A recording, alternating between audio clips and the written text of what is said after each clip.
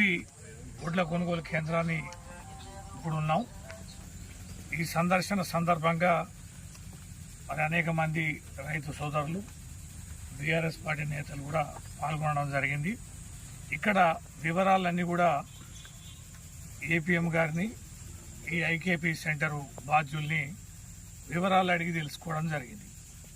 ఈ సెంటర్లో ఇప్పటికీ 15,000 క్వింటాల వరి ధాన్యం స్టాక్ ఉంది. ఇక్కడ వీరి గత 13 రోజుల నుంచి ఈ కొనుగోలు కేంద్రం ప్రారంభిస్తే ఇప్పటి వరకు కాంటా పెట్టింది 3,500 బస్తాలు, 3,500 క్వింటాలు.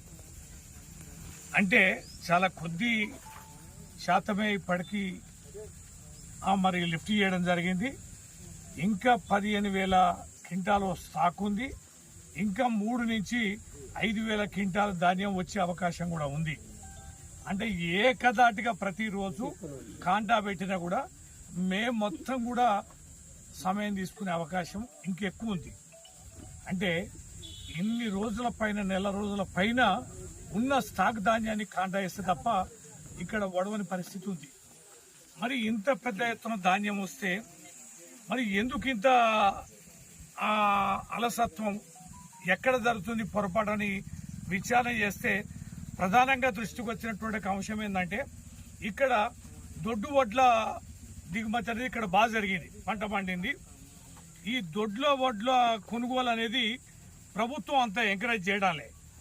ఇక్కడ కాంటా పెట్టినా కూడా లారీలు పంపిస్తే కూడా రైసు మిల్లర్లు దిగుమతి చేసుకోవడాలే. మేము దొడ్డొడ్లు తీసుకోలేము, మా పార్బాయిల్డ్ మిల్స్ కావు, మేము పార్బాయిల్డ్ మిల్స్ వాటిని వడ్లను ఉడకబెట్టి బియ్యం చేయలేము, కనుక మేము రా రైస్ చేసే వాళ్ళం, మేము సన్న వడ్లే తీసుకుంటామని చెప్పమని ఈ యొక్క కేటాయించబడినటువంటి ఏవైతే ఈ రైస్ మిల్లర్లు ఉన్నారో వాళ్ళు ఇబ్బంది పెడుతున్నారు. నిన్న కలెక్టర్ గారితో మాట్లాడడం జరిగింది. ఈ దొడ్డు వడ్లని మన రైస్ మిల్లర్లు దింపుకోకపోతే ఎట్లా, దీని పరిష్కారం ఏంటి మాట్లాడాలి కదా అంటే నిన్న కలెక్టర్ గారు మాట్లాడినట్టుగా తెలిసింది. మరి ఆ రైస్ మిల్లర్లు మరి ఏ మేరకి ఏందనేది తెలీదు. ఇప్పుడు ఈ ముడుపుగల్లి గ్రామంలో మేజర్ పార్ట్ దాదాపుగా సన్న ఓట్లు అనేది తక్కువగా ఉంది. ఉన్న 15,000లో దాదాపుగా 12,000 పైచీలకు ఈ దొడ్డోట్లే ఉన్నాయి.